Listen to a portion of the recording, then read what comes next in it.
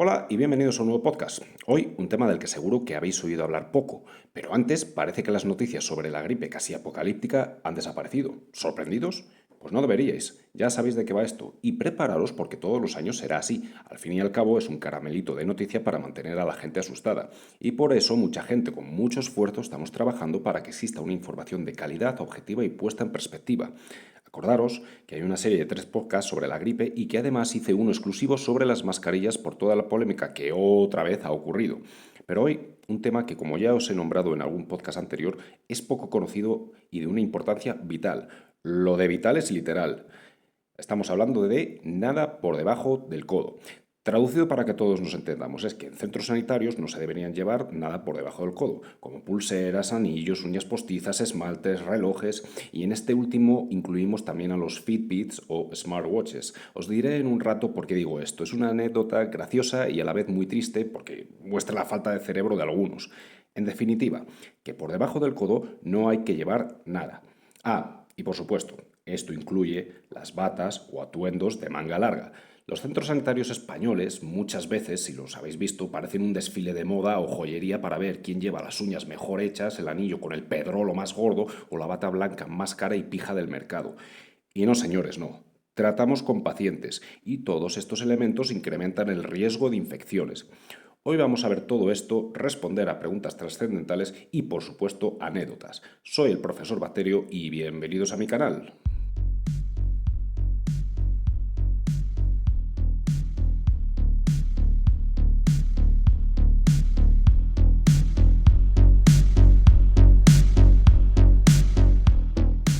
Vamos a empezar con algunas preguntas porque este va a ser un podcast para reflexionar sobre cosas, que me juego un pie que no habéis pensado nunca. Muy bien, ¿habéis oído hablar de las mal llamadas superbacterias, unas bacterias que son resistentes a todos o casi todos los antibióticos? Espero que sí, porque hice un podcast sobre la resistencia a los antibióticos, así que ya sabéis. De todas formas, imaginaros unas bacterias casi imposibles o directamente imposibles de tratar porque los antibióticos básicamente les hacen cosquillas. Y ahora imaginaros que estáis en un hospital atendiendo a pacientes o que sois vosotros mismos un paciente. No querríais infectaros o que os infecten con semejante bicho, ¿verdad? Bueno, a lo mejor alguno tiene gustos extraños, pero a la mayoría no nos gustaría. Pues, ¿qué hacemos para prevenir estas bacterias o cualquier otro patógeno potencialmente infeccioso y potencialmente mortal? Hay varias formas, pero todas se basan en minimizar el riesgo, porque desgraciadamente, querida audiencia, aunque se hacen miles de pruebas microbiológicas todos los días, siempre, y digo siempre, se puede colar algún paciente o mismamente un sanitario que sea portador de uno de estos patógenos, que no sepa que es portador, que no le produce ningún síntoma, pero que puede transmitirlo, y además transmitirlo a alguien que pueda morir. Y aquí hago un pequeño inciso con las bacterias multiresistentes y que también es aplicable a otros patógenos. Coger uno de estos patógenos y que acabes colonizado no implica que vayas a sufrir una infección que te lleve al otro barrio. Si tu sistema inmune está sano y no tienes factores de riesgo, el cuerpo puede acabar por eliminarlas. Pero, por ejemplo, si tienes un E. coli multiresistente en tu intestino, tus heces, es decir, tu caca, esta va a estar colonizada por esta bacteria multiresistente. Y acordaros que estas bacterias, según la especie, pueden vivir meses en las superficies. Bacteria en caca, va a superficies que no se limpian, igual a una colonización en una persona y potencialmente una infección. Por supuesto que hay formas de tener una idea sobre quién puede tener estos patógenos y proceder a su aislamiento. Esto lo veremos en otro podcast sobre el control de estos pacientes con bacterias multiresistentes. Pero, por ejemplo, sabemos que hay viajeros de países donde estos patógenos son súper abundantes y que por tanto habría que aislarles hasta al menos tener la certeza de que no están colonizados. También, por ejemplo, alguien que tenga infecciones bacterianas recurrentes que requieran antibióticos, pues puede ser un candidato a desarrollar o infectarse con una de estas bacterias. O también los pacientes con sistemas inmunes deprimidos. Como os digo, hay formas para minimizar el riesgo y que podemos condensar básicamente en aislamiento, limpieza de las superficies e higiene de manos.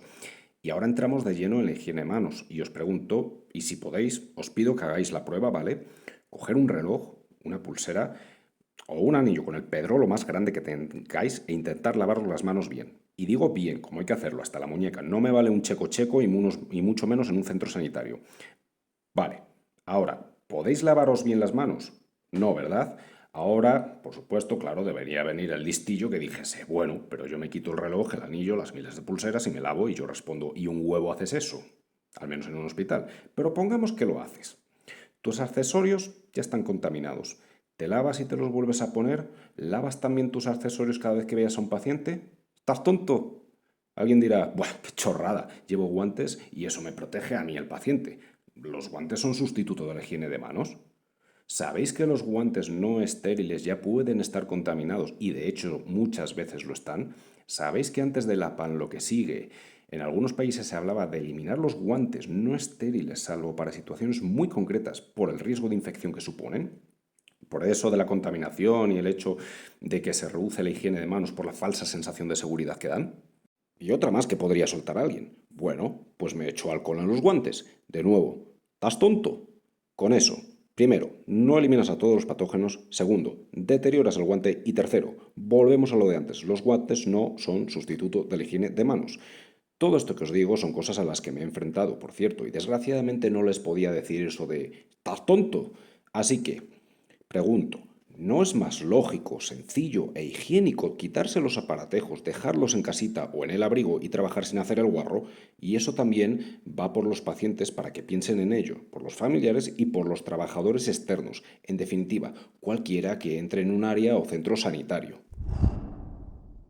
Vamos a poner un ejemplo muy cochino, así que espero que no estéis comiendo. Y después ya os digo la anécdota. Este ejemplo que os pongo es aplicable a sanitarios y a personas que cuiden de gente dependiente como pueden ser bebés o ancianos. Bien, lleváis un reloj muy bonito y muy caro además, y os ponéis a cambiar un pañal lleno de pis o caca tipo diarreica o explosivas como las de los bebés. ¿Qué pasa con las manos incluso si se llevan guantes? A ver, ahora que nos haga listo. Efectivamente, te tienes que ir a lavar porque te has llenado de mierda. Pero un momento, porque el reloj también se ha manchado. Bueno, no pasa nada, el reloj también se puede lavar porque es sumergible, me dice las pulsaciones y además me hace el desayuno. De nuevo, ¿te quitas el reloj para lavarlo? Y un huevo. Y menos en un hospital que apenas hay tiempo para nada. Y hay que considerar otra variable. El reloj, que estaría en su sitio, es decir, en la muñeca, por mucho que os lavéis las manos, va a estar contaminado, sobre todo por la parte de la correa que pega a la piel. Y ya os digo que a ciertos patógenos ese ambiente humedito y sucio les encanta. ¿Empezáis a ver el problema? Muy bien, vamos ahora un poco más allá. Digamos que es un paciente al que estáis viendo o un familiar que tiene un patógeno en la orina. Venga, una bacteria resistente a todos los antibióticos, ya que estamos mencionándolas. Esta persona está bien, solo está colonizada y no tiene una infección, al menos no por ahora. Pero además tiene una sonda vesical que tenéis que manipular por la razón que sea. Y claro, siempre hay un riesgo de que salpique y por tanto una gran posibilidad de que vuestro reloj se contamine. Reloj, anillo, pulsera, uñas de 10 centímetros de largo, lo que se os ocurra. Y las ondas vesicales, por cierto, aumentan el riesgo de transmisión de infección, no lo disminuyen, que este es un error muy común, pensarlo. Pues muy bien, ahora tenéis lo que sea que lleváis en la muñeca lleno de pis, con bacterias multiresistentes, y lo siguiente que hacéis ese día es ver a un paciente inmunodeprimido o quizá a un familiar también inmunodeprimido que está con quimioterapia. Si es un paciente, digamos, que le vais a poner un medicamento intravenoso, vuestro precioso reloj contaminado entrará en contacto con una de las luces de la vía que infundirá esas bacterias en el torrente sanguíneo. Y si es un familiar, recordemos, también inmunodeprimido y digamos que le vais a hacer una cura porque tiene una úlcera o una herida abierta y vuestro reloj también entra en contacto, de nuevo le dejáis en la herida abierta un regalo en forma de bacterias incurables. En resumen, es muy posible que si desarrollan la infección, estas personas inmunodeprimidas, os los cargáis. ¿No parece ya tan buena idea llevar estas cositas que son completamente innecesarias en hospitales, verdad? Pues eso. Pues ya estáis viendo. Porque si esto es así, no se toman medidas más drásticas y se prohíbe terminantemente llevar accesorios en centros sanitarios. Bueno, pues en mi opinión son tres razones fundamentales sin que el orden que voy a decir tenga más importancia uno que otros. La primera podríamos decir que mucha gente no cree, como si esto fuera un acto de fe, en fin. El caso es que no creen que no llevar nada por debajo del codo sirva de algo. Muchas veces dicen, muéstrame la evidencia. La evidencia está en Google para quien la quiera buscar, pero sí que es cierto que no hay mucha investigación al respecto. No obstante, yo os pregunto, ¿necesitáis un estudio para saber que si os corto un brazo va a doler y sangrar? No, ¿verdad? Desgraciadamente, esto nos lleva a la siguiente razón, y es que lo microscópico, como lo son los patógenos, al no verse parece que no existen. Mirad, Una infección no es como un accidente de coche en el que se ven los efectos inmediatamente. Una infección puede tomar tiempo en producir síntomas y la muerte, pero esa persona que muere por una infección evitable habrá muerto porque alguien llevaba un reloj cuando no debería haberlo hecho. Claro, la persona que transmitió esa infección no sabrá que ha sido el causante de una muerte o de graves daños en la otra persona, pero pasa. Por último, y con esto enlazamos con la tercera razón, al no creer en ello y ser los patógenos invisibles, los que tienen capacidad de imponer sanciones no lo hacen. Dan recomendaciones, claro, recomendaciones sobre no llevar nada por debajo del codo, pero estas caen en saco roto y si a eso añadimos que una sanción por llevar un reloj sería muy difícil de aplicar y que si además es un trabajador con plaza ya blindada, pues es aún más difícil. Así que apaga y vámonos. ¿Cuál es la solución en definitiva? Bueno, pues todo pasa por la educación y por, digamos, llamar a consultas a los reincidentes, que parece que no, pero funciona. No solo es que se esté poniendo en riesgo a los pacientes, sino que se está poniendo en riesgo a familiares. Y sí, si eres un profesional sanitario, a ti mismo también. ¿Recordáis la cantidad de sanitarios caídos en combate por el problema de C? Esto es lo mismo, solo que algo más lento, con menos volumen y silencioso, claro. Este protocolo es de obligado cumplimiento en muchos países de la Unión Europea, el Reino Unido y diferentes estados de Estados Unidos. Por supuesto, ha tenido muchas resistencias allí también y de hecho aún las sigue teniendo por parte de los "Show me the evidence, please". El mismo tipo de gente que luego te puede decir que la Tierra es plana, que las pirámides las construyeron los alienígenas o que el comunismo funciona.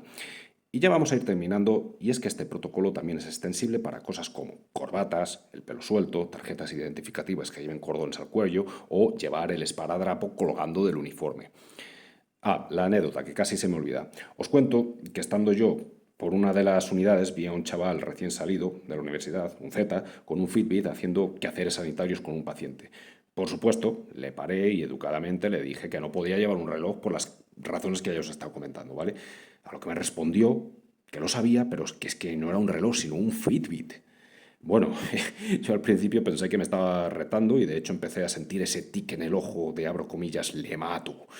Pero no, hablando con él y viendo que el chaval no mostraba ningún signo de confrontación, me di cuenta que de verdad pensaba que no era aplicable, ya que no consideraba el Fitbit un reloj. Ahí me dieron ganas de decirle, claro, eso de "estás tonto", pero no, me armé de paciencia para no provocarle ansiedad al pobre Z y se lo expliqué. Lo peor de todo es que lo comenté con mis compañeros de control de infecciones y al parecer habían tenido la misma situación con otros recién salidos de la universidad. De algún modo se debieron retroalimentar entre ellos y no vieron un Fitbit como un problema. Por eso es importante el machaqueo constante con la educación.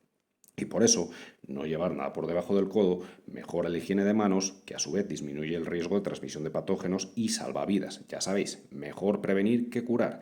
Y ahora sí, si os ha gustado este podcast, suscribiros, darle a la campanita, me gusta y compartir.